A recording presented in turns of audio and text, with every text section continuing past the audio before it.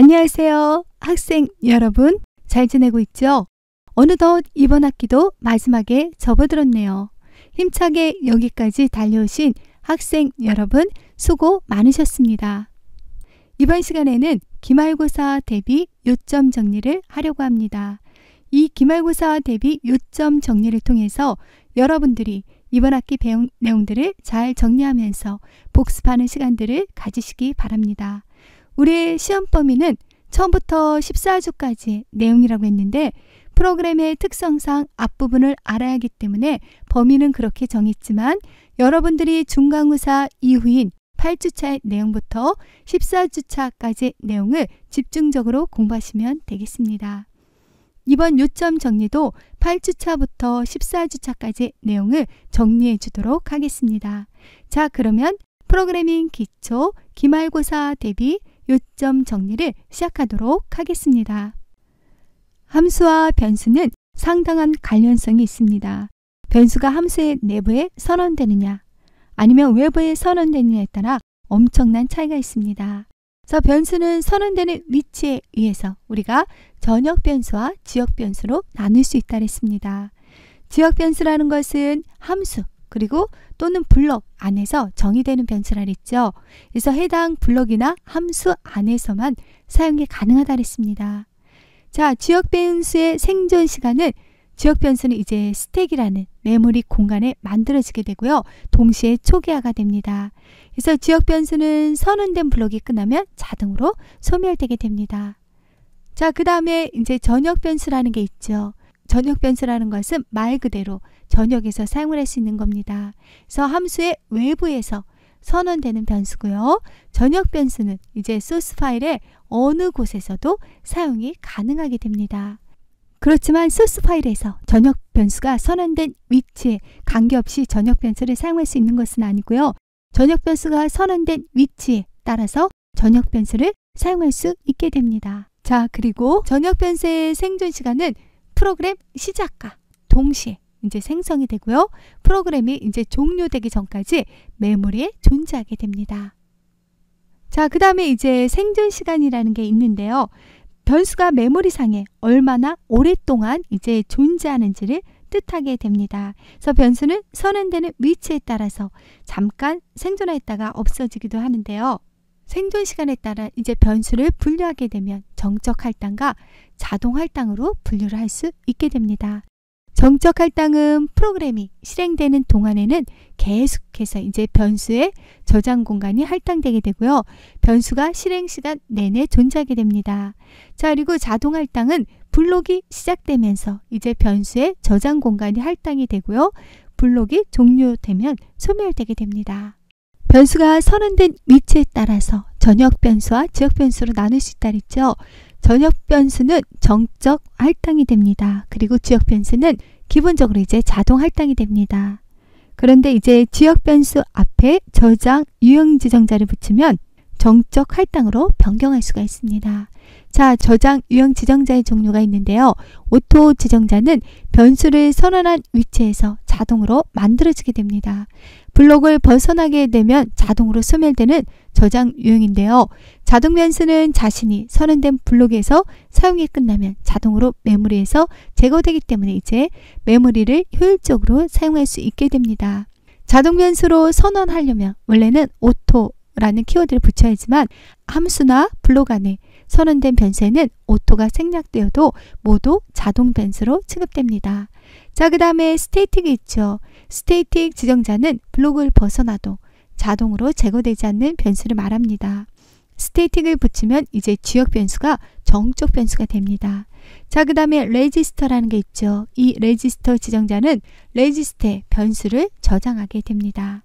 자, 그 다음에 익스턴이라는 게 있죠. 이것은 컴파일러에게 변수가 외부에 선언되어 있다고 알리는 지정자입니다. 자, 그 다음에 이제 순환 호출이라는 게 있죠. 그래서 함수가 자기 자신을 호출하는 것을 우리가 순환 호출 또는 순환이라고 부릅니다. 자, 그 다음에 우리가 배열이라는 것을 배웠습니다. 복잡한 응용 프로그램에서는 많은 값을 한꺼번에 저장할 수 있는 저장 장소가 필요합니다. 그래서 배열은 이런 목적으로 만들어진 자료형이고요.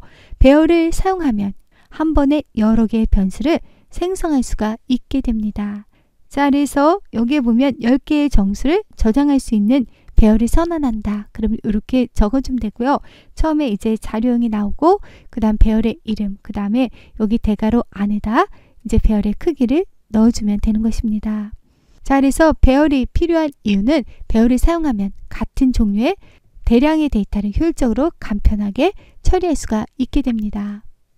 자, 그러면 다시 한번 배열 선언을 보도록 할 텐데요. 처음에 자료형이 나온다 그랬죠. 자료형, 그 다음에 배열의 이름, 그 다음에 대괄호 안에 크기라 그랬는데 이게 요소의 개수가 되겠죠.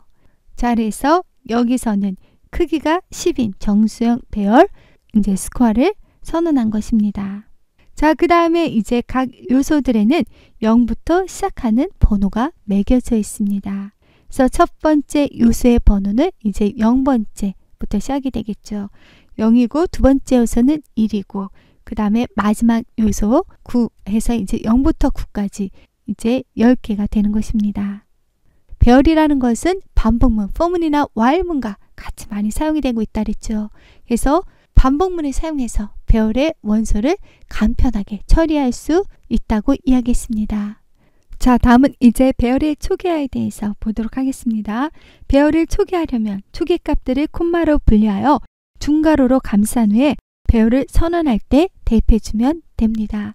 자, 그래서 이렇게 이제 배열을 우리가 선언한 상태에서 그 옆에다 중괄호 안에다가 초기값들을 콤마로 분리해서 이렇게 나타낼 수가 있습니다. 모든 배열의 요소에 초기값을 부여하는 것이 원칙입니다. 자, 여기에 보면 스코어라는 배열이 있고요. 그 다음에 여기에 5라고 했습니다. 그러면 요소의 개수를 5라고 했다. 그럼 오른쪽에 이제 개수가 5개가 오게 됩니다. 자, 근데 여기 밑에 보니까 스코어 5라고 해서 여기에 5라고 이렇게 선언했는데 오른쪽에 요소의 개수는 3이 됩니다. 그러면 초기값이 주어지지 않는 부분에 대해서는 0으로 이제 초기화가 됩니다. 그래서 여기 요소 3개 그리고 요소 2개는 이제 초기화 0으로 해서 이렇게 초기화가 된다는 것도 알아두시면 됩니다. 자, 그래서 이러한 성질을 이용해서 배열의 모든 요소를 0으로 초기화를 시키고 싶다. 그럴 때는 우리가 int 하고 그 다음에 여기다가 score라고 쓸 수가 있겠죠. 5라고 하고 그 다음에 이 옆에다가 중괄호 안에다 0이라고 이렇게 적어주면 첫 번째 요소가 0이 되고요. 그 다음에 나머지 요소들도 0으로 초기화가 되는 것입니다. 자, 그 다음에 이제 초기화만 하고 배열의 크기를 비워둘 수가 있습니다. 세 번째와 같이 이렇게 초기화만 하고 그 다음에 배열의 크기를 이렇게 비워두면 컴파일러가 이제 자동으로 초기 값들의 개수만큼의 배열 크기를 잡게 됩니다. 그렇기 때문에 여기서는 이제 보면 초기 값이 5개죠. 그래서 요소가 5개이기 때문에 크기가 5인 스코어 배열이 만들어지게 됩니다. 자, 그 다음에 우리가 이제 포인터에 대해서 배웠습니다. 포인터라는 것은 메모리의 주소를 가지고 있는 변수라고 이야기를 했습니다. 자, 그리고 컴퓨터에서 메모리는 이제 바이트 단위로 주소가 매겨져 있다고 이야기했습니다. 그래서 변수의 크기에 따라서 차지하는 메모리 공간이 달라진다 그랬죠. 그래서 우리가 차형 같은 경우는 이제 1바이트, 그리고 인터형 같은 경우는 4바이트, 그리고 플로트형 같은 경우는 4바이트, 더블형 같은 경우는 8바이트의 메모리 공간을 차지한다 그랬습니다. 자, 그 다음에 이제 우리는 어떻게 변수의 주소를 알 수 있을까요? 시험에서는 변수의 주소를 계산하는 연산자가 있다 그랬죠. 그게 바로 요 앰퍼샌드 엔드 기호라고 이야기를 했습니다. 저 주소 연산자 이 앰퍼샌드는 변수의 이름을 받아서 변수의 주소를 반환하게 되는 것입니다. 자, 그래서 int i라고 변수를 정의했다. 그러면 변수 i의 주소는 이렇게 앰퍼샌드 i라고 하면 변수 i의 주소를 알 수가 있게 됩니다. 자, 그 다음에 이제 포인터 선언을 보도록 할 텐데요. 포인터라는 것은 가리킨다는 뜻의 동사 포인트에다가 이하를 붙인 거라고 그랬습니다. 그래서 가리키는 것이라는 뜻이고요. 이제 포인터는 변수의 주소를 가지고 있는 변수입니다. 그래서 포인터도 변수입니다. 근데 변수의 주소를 가지고 있는 변수가 되는 것입니다. 포인터는 변수이지만 저장하고 있는 것이 보통의 변수처럼 이제 데이터가 아니라 메모리의 주소를 저장하고 있습니다. 그래서 포인터도 변수이기 때문에 우리가 포인터 변수라고 이야기를 합니다. 그렇기 때문에 이제 사용 전에 선언이 돼야 됩니다. 그래서 포인터의 이름은 일반적인 변수의 이름과 같은 규칙으로 만들면 되고요. 포인터를 선언하려면 포인터가 가리키게 되는 대상을 먼저 쓰고 그 다음에 여기서 이제 정수를 가리키게 되니까 정수다. 자료형을 이렇게 써주고요. 그 다음에 에스테리스크 요거를 써주고 그 다음에 포인터의 이름을 적어주면 되는 것입니다. 자, 그래서 여기서 이제 int 에스테리스크 p라고 이렇게 적어주면 p는 정수 데이터를 가리키는 포인터입니다. 그래서 현재는 선언만 하고 아직 초기화가 되어 있지 않기 때문에 포인터는 아무 의미 없는 값을 가지고 있게 됩니다. 자, 그래서 우리가 여기서 이제 요거 int 대신 이제 차라고 썼다. 그러면 이렇게 보면 문자를 가리키는 여기서 포인터 PC가 되는 거죠. 자, 그 다음에 이제 여기 앞에다 float라고 썼다. 그리고 여기다가 이제 또 이렇게 썼으면 요번에 float죠. 그래서 실수를 가리키는 포인터 PF가 되는 것이고요. 그 다음에 이제 더블로 썼다. 그러면 이것은 이제 실수형, 더블 실수형을 가리키는 포인터 PD가 되는 것입니다. 자, 그 다음에 우리가 간접 참조 연산자에 대해서 배웠습니다. 그래서 포인터가 단순히 이제 메모리에 주소만 저장할 수 있는 변수라면 별로 유용하지 않을 것인데 포인터가 유용한 이유는 포인터를 통해서 이제 값을 읽어오거나 값을 변경할 수 있기 때문입니다. 그래서 포인터 P가 가리키는 주소에 저장된 내용을 읽으려면 이제 P 앞에 이렇게 이제 간접 참조 연산자 에스테리스크 기호를 붙여서 에스테리스크 이제 P라고 하면 되는 것입니다. 그래서 이것을 포인터를 통하여 메모리를 간접 참조한다라고 이야기를 하는 것입니다. 자, 그래서 예를 들어 int i = 10이다. 그러면 정수형 변수 i가 선언이 되고요. 그 다음에 10으로 초기화를 시킵니다. 자, 그 다음에 int 에스테리스크 p 하고 이렇게 적었다. 그러면 정수 포인터가 이제 선언이 된 것입니다. 자, 그 다음에 이제 여기에 보면 이렇게 적었어요. 그러면 이것은 이제 포인터 p에다가 변수 i의 주소를 저장을 하게 됩니다.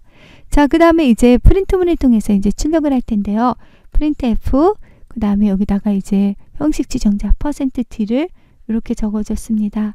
그리고 여기다가 에스테리스크 p라고 이렇게 적었죠. 그러면 이거는 이제 포인터가 가리키는 값을 가져오는 연산자가 에스테리스크라 그랬죠. 그래서 포인터 p가 가리키는 곳의 값을 가져오게 되는 겁니다. 그래서 그거의 값은 p가 가리키는 변수가 여기서 i죠. 그렇기 때문에 여기서는 i의 값을 가져오게 됩니다. 그래서 여기서 에스테리스크 p는 이제 i와 동일한 거겠죠. 그래서 에스테리스크 p를 출력하게 되면 변수 이제 i의 값이 출력이 되고요. 이거 에스테리스크 p에 어떤 값을 저장한다. 그러면 변수 i의 그 값이 저장되게 되는 것입니다. 그래서 결론적으로 보면 우리가 포인터를 이용하면 변수를 이렇게 간접적으로 참조할 수 있게 됩니다. 그래서 여러분들이 이제 AND 연산자는 변수의 주소를 반환한다는 거, 그 다음에 이 에스테리스크 연산자는 포인터가 가리키는 곳에 이제 값을 반환을 해서 가져오게 되는 것입니다. 자, 그리고 포인터 연산이 가능한 연산은 증가 그리고 감소, 덧셈, 뺄셈 연산이 가능하다 그랬고요. 증가 연산의 경우는 증가되는 값은 포인터가 가리키는 객체의 크기에 따라서 그 값이 결정된다고 그랬습니다. 자, 그 다음에 간접 참조 연산자, 증갑 연산자라고 해서 에스테리스크 p++는 p가 가리키는 위치에서 값을 가져온 후에 이제 p를 증가하게 되는 거죠. 그 다음에 여기 에스테리스크 p의 가로가 쳐져 있다. 그것은 p가 가리키는 위치의 값을 증가한다는 거, 그것도 알아두시면 됩니다. 자, 그 다음에 콘스트 지정자가 있죠. 콘스트 키워드를 이용하여 변수를 상수할 수 있다 그랬는데요. 포인터 변수가 참조하는 값을 포인터 변수를 통하여 값을 이제 변경시키지 못하게 하기 위해서 우리가 콘스트 키워드를 사용한다는 거, 그거 잘 알아두시면 되고요. 그 다음 포인터 변수가 참조하는 영역을 상수하면 참조하는 값을 변경할 수 없게 됩니다. 자, 그 다음에 이제 함수 호출 시 인수 전달 방법이 이제 값에 의한 호출이 있고요. 참조에 의한 호출이 있죠. 그래서 C의 기본적인 방법은 값에 의한 호출입니다. 그래서 이것은 인수의 값이 매개 변수로 복사됩니다. 그 다음은 참조에 의한 호출이 있다 그랬죠. 이것은 C에서 이제 포인터를 이용하여 흉내를 낼 수가 있다 그랬는데 인수의 주소가 이제 매개 변수로 복사가 되게 되는 것입니다. 자, 그래서 참조에 의한 호출은 포인터를 이용하여 간접 구현이 가능하다는 거, 그것을 알아두면 되겠습니다. 자, 그래서 참조에 의한 호출은 변수의 복사본이 전달되는 것이 아니라 원본이 직접 전달되는 것입니다. 그래서 변수의 원본이 전달되기 때문에 호출된 함수 안에서 매개 변수의 값을 수정하면 원래의 변수가 똑같이 수정됩니다. 그래서 C 언어에서는 참조에 의한 호출이 필요한 경우에는 포인터를 이용해서 참조에 의한 호출을 구현할 수 있게 되고, 변수의 주소를 함수에 넘겨주면 이제 호출된 함수에서는 이 포인터를 이용해서 원본 변수의 값을 수정할 수가 있게 됩니다. 자, 그 다음에 이제 포인터와 배열은 아주 밀접한 관계를 가지고 있다 그랬죠. 바로 배열 이름이 포인터라 그랬습니다. 그래서 포인터는 배열처럼 사용이 가능하고요. 배열 이름은 첫 번째 배열 원소의 주소와 같다는 거, 그거를 잘 기억해 두시면 되겠습니다. 자, 그 다음에 이제 함수의 원형을 정할 때 함수의 매개 변수는 배열의 크기를 생략하고 선언하거나 배열 원소에 대한 포인터형으로 선언을 할 수가 있다 그랬습니다. 자, 그리고 함수 코드를 작성할 때 배열의 크기가 필요하다 그러면 배열의 크기도 매개 변수로 받아야 된다 그랬습니다. 자, 그리고 배열이 입력 매개 변수일 때는 이렇게 이제 콘스트 키워드를 지정하고요. 그 다음에 배열을 매개 변수로 간접 함수로 호출할 때는 이제 배열 이름을 인수로 전달하게 됩니다. 자, 그리고 함수를 정의할 때는 이제 매개 변수인 포인터를 배열처럼 사용도 할 수가 있게 됩니다. 자, 그 다음에 이제 우리가 문자와 문자열에 대해서 배웠는데, 문자라는 것은 이렇게 작은 따옴표 안에 한 개의 글자씩 있는 게 문자고요. 문자열이라는 것은 이렇게 큰 따옴표 안에 이제 여러 개의 문자를 나타낸 것입니다. 자, 하나지만 이제 여기다 큰 따옴표를 썼다. 그럼 이것은 문자가 아닌 문자열이라 했습니다. 자, 그 다음에 이제 문자열의 끝을 나타내 주는 거, 그게 널문자라 했습니다. 그래서 문자열은 어디서 종료되었는지 알 수가 없기 때문에 우리가 문자의 끝을 나타내 줘야 됩니다. 그래서 우리가 널문자를 이렇게 표시한다 그랬죠. 그래서 우리가 원표시나 이제 백슬래시 쓰고 0이라고 이렇게 써주면 이제 문자의 끝이라는 것을 알 수가 있습니다. 그 다음에 문자 입출력 라이브러리가 있죠. 그래서 여기서 보면 개차에서 요거는 하나의 문자를 읽어서 반환하게 되고요. 그 다음 푸차라는 것은 변수 C에 저장된 문자를 이제 출력할 때, get은 읽어드리는 거, put은 이제 출력할 때 씁니다. 그 다음에 여기 보면 ch라는 게 있죠. 요거는 이제 앞에 언더스코어를 써가지고 나타내는데 하나의 문자를 읽어서 반환을 하는데 버퍼를 사용하지 않습니다. 자, 그 다음에 여기서 push는 이거는 이제 문자를 push니까 출력하겠죠. 근데 이것은 ch만 쓰면 버퍼를 사용하지 않은 것이고요. 그 다음에 여기다 뒤에 ar을 붙여서 쓰는 것들은 버퍼를 사용한 것입니다. 자, 그 다음에 우리가 많이 이제 사용했던 scanf, 그거는 하나의 문자를 읽어서 변수 C에 저장을 시킬 수도 있고, 이거는 문자뿐만이 아니라 문자를 읽어드릴 수도 있는 것이죠. 자, 그 다음에 여기 scanf 다음에는 여기 뒤에 변수를 적을 때 주소를 나타내는 AND 표시를 적는다. 자, 그렇지만 이제 문자열일 때는 여기다 우리가 주소를 나타내는 AND 표시는 붙이지 않았습니다. 자, 그 다음에 printf라는 것은 이제 출력을 하는 함수였죠. 그래서 문자를 출력한다. 그럼 형식 지정자 %C를 적어주면 되고, 그 뒤에 이제 변수를 적어주면 되는 것입니다. 자, 다음은 이제 문자 입출력 라이브러리를 보도록 하겠습니다. 그래서 scanf는 이제 문자나 문자열 둘 다 사용할 수 있죠. 그래서 문자일 때는 형식 지정자 %C를 적으면 되지만 문자일 때는 %S를 적으면 됩니다. 그래서 문자를 이제 읽어서 문자 배열 S에 이제 저장을 하게 됩니다. 자, 그 다음 printf, 그 다음에 이제 형식 지정자 %S라고 이렇게 이제 적었는데요. 그러면 이것도 %S니까 문자열을 출력하게 됩니다. 그래서 배열 S에 저장되어 있는 문자열을 이제 출력하게 되는 것입니다. 자, 그 다음에 이제 asterisk gets underscore S라고 해서 이렇게 돼 있죠. 그래서 한 줄의 문자를 읽어서 문자 배열을 저장할 때 사용할 수 있고요. 자, 그 다음에 이제 puts라고 돼 있는데요. 배열 S에 저장되어 있는 한 줄의 문자를 우리가 출력할 때는 put이라는 걸 사용했죠. 그래서 요거는 이제 한 줄의 문자를 출력하게 되는 것입니다. 그래서 문자일 때랑 문자 아닐 때랑 입출력 라이브러리가 이렇게 사용하는 방법들이 좀 다르다는 거 알아두시면 되겠죠. 자, 그 다음에 문자 검사 라이브러리가 있죠. is가 붙었습니다. 그래서 알파벳, is 알파벳이면 이게 영문자인가를 묻는 것이고요. 이 소괄 안에 있는 게 영문자인가를 묻죠.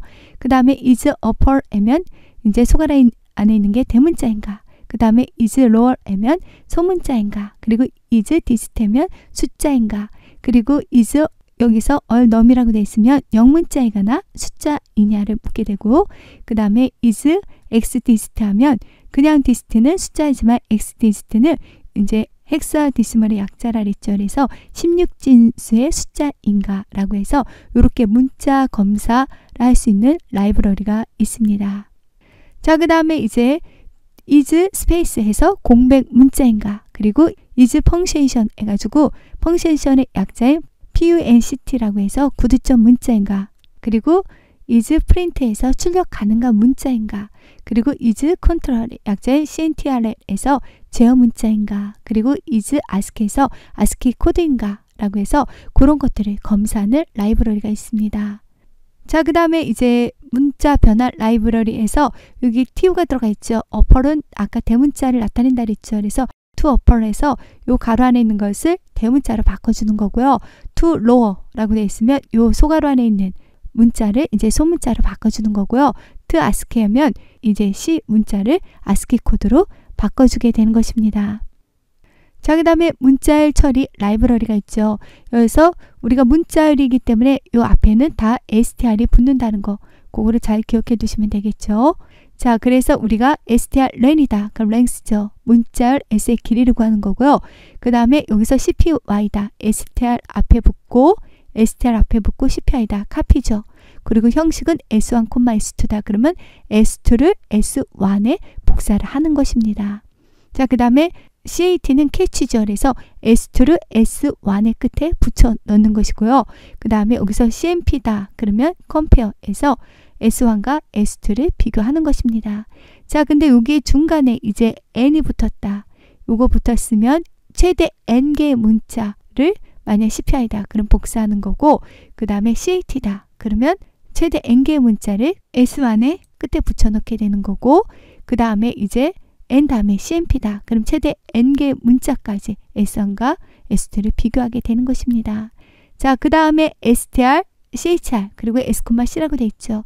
이것은 문자 s 안에서 문자 c를 찾는 겁니다. 뒤에가 이렇게 chr 이라고 되어 있죠. 근데 str이다. 그럼 문자 s1에서 문자열 2를 찾게 되는 것입니다. 그래서 여러분들이 이제 문자열 처리 라이브러리도 잘 알아두시면 되겠습니다. 그 다음에 이제 scan f인데 앞에 s가 붙었습니다. 이것은 문자열 s로부터 지정된 형식으로 수치를 읽어서 변수에 저장하는 함수고요. print인데 s가 붙었죠. 자, 그럼 이거는 변수의 값을 형식 지정자에 따라서 문자열 형태로 문자 배열 여기 있는 s에 저장을 하게 되는 것입니다. 자, 그 다음에 이제 문자를 수치로 변환하는 전용 함수라고 해서 여기 보면 atoi라고 되어 있죠. i는 이제 str을 int형으로 변환시켜 주는 거고요. 여기도 다 atoi라고 되어 있죠. 그러면 이것은 앞에 long이니까 long형으로 변환, 앞에 int가 있으면 int형으로 변환. 근데 다 뒤에 i가 있기 때문에 이것은 정수로 변환을 시켜주는 거고요. 그 다음에 더블 atof에서 float죠. 그래서 str을 실수형으로 변환을 시켜주는데 앞에 더블이니까 더블형으로 변환을 시켜줍니다. 자, 그 다음에 문자열 배열이라고 해서 문자열이 여러 개 있는 경우에는 문자열 배열이나 우리가 문자 포인터 배열을 사용할 수 있다고 이야기했습니다. 자, 그 다음에 우리가 C에서의 자료형을 분리를 해보게 되면 기본 자료형, 파생 자료형, 사용자 정의 자료형으로 나눠진다 그랬죠. 기본 자료형에는 int 정수냐, 그 다음에 이제 문자나 문자열이냐, 그 다음에 실수형이냐 이런 것들이 이제 기본 자료형에 해당되고요. 그 다음 파생 자료형에는 배열이라든가 포인터, 그 다음 구주체, 공룡체가 파생 자료형입니다. 자, 그 다음에 사용자 정의 자료형에는 타입 디프라든가 이넘 등이 있고요. 그 다음에 이제 여기서 우리가 파생 자료형의 구조체를 배웠는데요. 구조체라는 것은 여러 개의 변수들을 묶어서 새로운 자료형을 만들 수 있는 방법입니다. 그래서 배열과 구조체 차이점을 이제 알아둬야 되는데, 배열이라는 것은 여러 개 이제 같은 자료를 하나로 묶어서 나타내는 게 배열이다. 그러면 구조체는 서로 다른 자료들을 하나로 이제 묶어서 나타낼 수 있게 됩니다. 자, 그 다음에 이제 구조체를 선언하고 초기화하는 방법들을 보도록 할 텐데요. 여기에 보면 구조체를 우리가 선언할 때 여기 스트럭트라고 이렇게 적게 됩니다. 이것은 구조체를 정의할 때 사용하는 키워드입니다. 자, 그 다음에 구조체의 이름을 적어주면 되고요. 이것을 우리가 태그라고 합니다. 태그는 구조체와 구조체를 구별하기 위해서 구조체에 붙여지는 이름입니다. 그 다음에 태그 다음에 이렇게 중괄호를 적어주면 되고요. 그 다음에 이제 중괄호 사이에 원하는 변수들을 선언하면 되는데요. 이렇게 선언된 변수 여기에 보면 넘버, 학번이라고 돼 있죠. 그 다음 네임, 이름, 그레이드라고 해서 학점이라고 돼 있는데, 이것을 우리가 구조체 멤버라고 부르게 됩니다. 구조체 멤버는 구조체에 포함되는 변수입니다. 그래서 어떠한 자료형의 변수도 구조체의 멤버가 될 수가 있습니다. 자, 그 다음에 구조체의 선언이 끝났다. 그러면 이제 중괄호 닫고 그 뒤에다는 마지막에 세미콜론이 있어야 됩니다. 구조체를 선언한 것도 이제 하나의 문장에 해당하기 때문에 이렇게 이제 세미콜론을 붙여주면 됩니다. 자, 그 다음에 이제 구조체 변수를 정의했다. 그럼 이 구조체를 이용해서 구조체 변수를 생성해야 됩니다. 구조체는 태그 이름을 사용하여 변수들을 생성하면 됩니다. 그래서 여기서 위에서 이렇게 구조체를 정의했고요. 그 다음에 구조체는 태그 이름을 사용하여 변수들을 이렇게 생성하면 됩니다. 그래서 여기 스트럭트, 그 다음에 여기 보면 구조체 이름 있죠. 태그라고 하는 거. 그 다음에 이제 이렇게 해서 S1이라는 변수를 이렇게 생성을 해주면 됩니다. 그래서 요거는 스튜던트라는 구조체를 이용해서 S1이라는 구조체 변수를 만든 것입니다. 그리고 S1이라는 변수 안에는 구조체 멤버인 넘버, 그리고 네임, 그레이드가 들어있습니다. S1이 차지하는 메모리 공간의 크기는 각 멤버들의 크기를 합치면 알 수 있게 됩니다. 근데 정확하게 알려면 size of 연산자를 이용해서 정확하게 알 수가 있게 됩니다. 자, 그 다음에 이제 구조체를 정의하고 구조체 변수를 이제 선언을 했었는데요. 근데 구조체에서 이제 중요한 것은 구조체 멤버 변수들을 참조하는 것입니다. 그래서 구조체 변수를 통해서 멤버들을 참조하려면 특별한 연산자가 필요한데, 구조체의 멤버는 멤버 연산자, 이 마침표 있죠? 이 마침표, 요점, 요거를 이용해서 액세스할 수 있습니다. 그래서 구조체 앞에다 변수의 이름을 적어주고, 그 다음에 멤버 연산자, 이 마침표 피어리드를 찍은 다음에 멤버 변수의 이제 이름을 써주면 됩니다. 자, 여기에서 보면 이제 구조체 변수 S1의 멤버 변수인 그레이드에 이제 3.8을 대입하는 문장이 되는 것입니다. 자, 근데 만약 멤버가 문자열이다. 그러면 뭐를 적어줘야 되냐면 strcpy를 사용해서 문자를 저장해야 됩니다. 그래서 S1. 그 다음에 name 그리고 킴을 여기다가 이제 이렇게 문자를 저장하겠다. 그러면 이렇게 써줘야 됩니다. 자, 그래서 문자 배열일 때는 이렇게 strcpy를 적어줘야 된다는 것도 여러분들이 알아두시면 되겠습니다. 자, 그 다음에 이제 구조체의 배열이라는 것은 구조체가 여러 개 모인 구조입니다. 구조체에서 포인터가 사용되는 경우는 두 가지입니다. 구조체를 가리키는 포인터라고 해서 변수를 가리키는 포인터를 만들 수 있는 것처럼 구조체를 가리키는 포인터도 만들 수가 있습니다. 그래서 우리가 이제 스트럭트라고 하고, 그 다음에 스튜던트, 그 다음에 에스트리스크, 그 다음 P라고 이렇게 해서 구조체 스튜던트를 가리키는 포인터를 이렇게 선언을 할 수가 있습니다.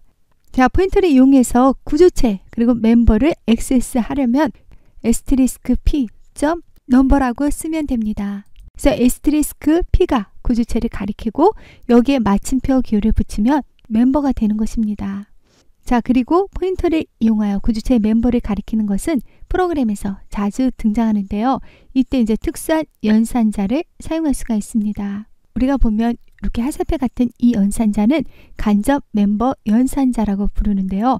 구조체 포인터를 이용하여 멤버에 접근하기 위해서 사용됩니다. 그래서 우리가 P, 그 다음에 화살표 같은 거 하고 이렇게 넘버라고 하게 되면 요것은 위에 있는 이 소괄호 안에 에스테리스크 P 그 다음에 점 넘버라고 쓴 거와 같은 의미가 됩니다. 그래서 두 가지 중에서 어떤 표현을 사용하든지 이제 일치하지만 많이 이렇게 이제 화살표 모양인 간접 멤버 연산자도 많이 사용이 됩니다. 그래서 이 P 화살표 그 다음에 넘버 이렇게 쓴 것의 의미는 포인터 P가 가리키는 구조체 멤버 넘버라는 의미입니다. 자, 그리고 구조체는 멤버로 포인터를 가질 수가 있고요. 인트형이나 더블형에 대한 포인터도 가능하고 다른 구조체에 대한 포인터도 가능합니다. 자, 그 다음에는 이제 구조체를 함수의 인수로 전달을 할 수가 있는데요. 그럴 경우에는 이제 구조체의 복사본이 함수로 전달되게 됩니다. 만약 이제 구조체의 크기가 크다 그러면 그만큼 시간과 메모리가 소요되게 됩니다. 자, 그리고 구조체의 포인터를 함수의 인수로 전달하는 경우에는요. 시간과 공간을 절약을 할 수 있습니다. 그렇지만 원본 훼손의 가능성이 있게 됩니다.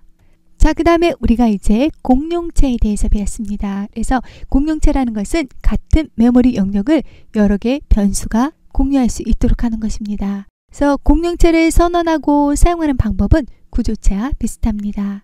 자, 그 다음에 이제 열거형이라는 거에 대해서 배웠는데요. 열거형이라는 것은 변수가 가질 수 있는 값들을 나열해 놓은 자료형입니다. 그래서 쉽게 말하자면 변수가 가질 수 있는 값들을 나타내는 상수들을 모아놓은 자료형이라고 할 수가 있습니다. 자, 그래서 열거형은 이제 enum이라는 키워드를 사용하여서 이제 만들게 됩니다. 그래서 열거형도 구조체처럼 사용자가 새로운 자료형을 정의하는 방법의 하나입니다. 자, 그 다음에 타입 diff라는 걸 배웠는데요. C 내에서는 프로그래머가 자신이 필요한 자료형을 정의하여 사용할 수 있습니다. 그래서 그때 사용하는 게 타입 diff인데요. 타입 diff는 이제 기본 자료형에 새로운 자료형을 추가하는 것입니다. 자, 그래서 시험의 범위가 이제 14주차 내용인 여기 구조체까지가 시험의 범위에 속하게 됩니다. 자, 그래서 여기까지 이제 기말고사 대비 요점 정리를 해봤습니다. 자, 여러분 그러면 이제 마지막 남은 시간들도 열심히 마지막까지 최선을 다해 주시고요. 열심히 공부해서 좋은 결과 있기를 바랍니다. 여러분 한 학기 동안 너무 수고 많았습니다. 건강하게 잘 지내시고 여러분들이 뜻한 것들 잘 이루시기 바랍니다. 여러분 수고 많으셨습니다. 감사합니다.